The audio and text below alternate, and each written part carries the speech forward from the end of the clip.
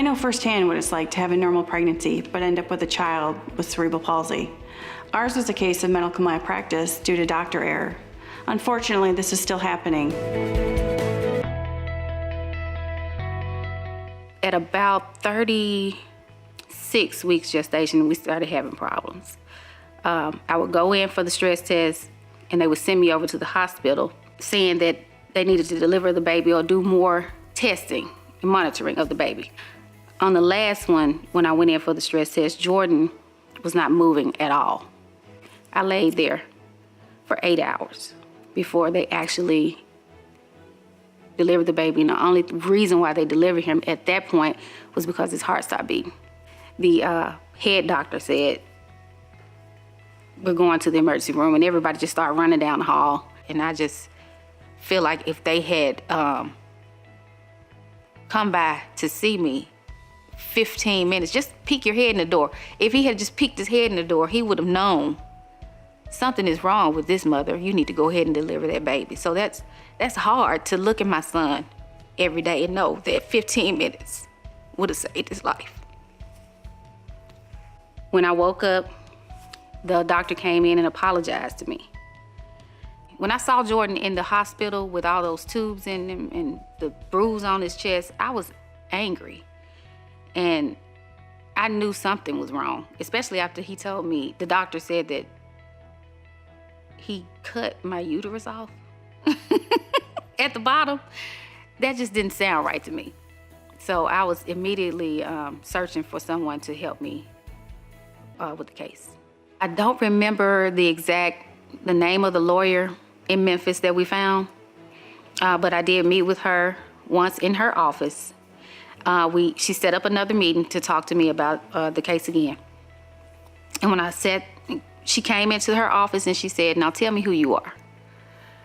So that was a no for me. I did some more research. We found a lawyer in Chicago. They flew down to Memphis and they told me that they would take the case, and they showed me where they had won millions of dollars for other cases similar to mine. But about a month, maybe 2 months later, they sent me a letter saying that they were not going to take my case and I needed to stop looking. No, I felt like I had a case. I knew that Jordan was acting the same way as far as when they took the pictures of my stomach. He was moving around. There was nothing wrong with him.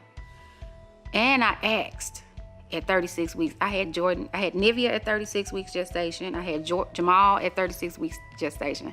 I asked them to deliver my child at 36 weeks, and they wouldn't do it. I felt like what they call Braxton Hicks. I was in labor. And when you're in labor for too long, it puts stress on the child. And I believe that if they had delivered him like I asked, he would have been fine. He would have been normal, just like my other children. And so I just kept going. You know, I didn't let that stop me. The fact that they said I didn't have a case, I just didn't stop. I contacted Janet Jenner and Suggs, like I said, when Jordan was born, the first year. They're very professional.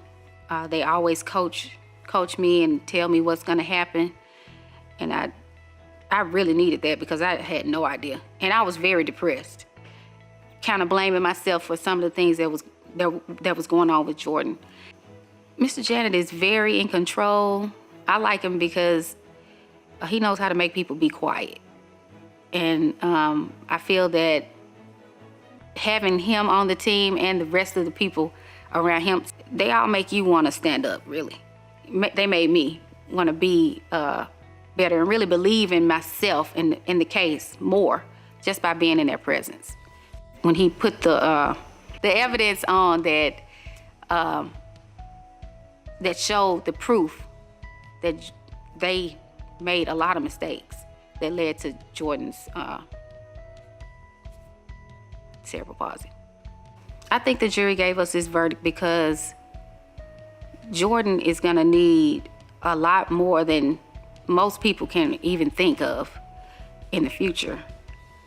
Even when I'm gone, hopefully I'm gonna live a long time and be able to take care of him.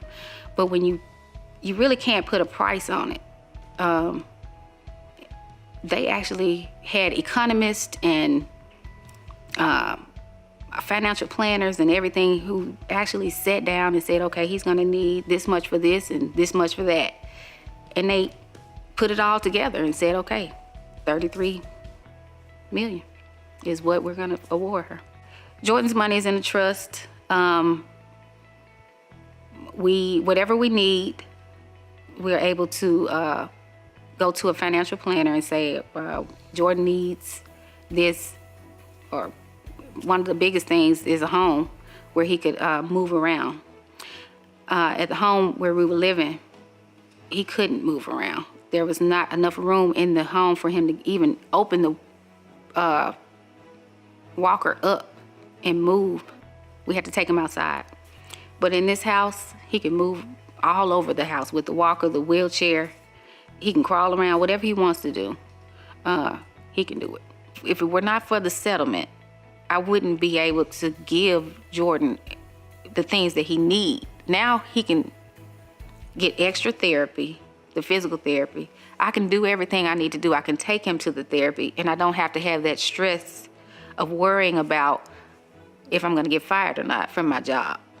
I just want him to be as independent as possible and to be able to do the things that his brothers and sisters do. I can see that he loves them a lot and he wants to do what they do. He wants to play basketball. He played basketball at Shrine. He wants to walk and he wants to do the things that they do. So I want to see him do as much as he possibly can.